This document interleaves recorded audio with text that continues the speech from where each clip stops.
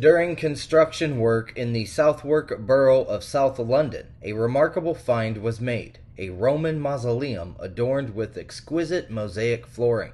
Described as an, quote, incredibly rare discovery, the Museum of London Archaeology has confirmed it has the most well-preserved Roman mausoleum ever found in Britain.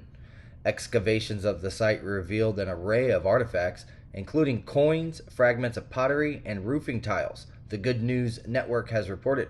Additionally, the presence of 80 Roman burials suggests that the mausoleum was likely utilized by the city's affluent inhabitants.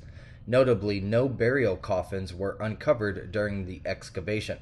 The area where this remarkable find was made is situated near popular tourist attractions such as Borough Market, London Bridge, and the Shard, which is London's tallest building. It has previously yielded other Roman treasures.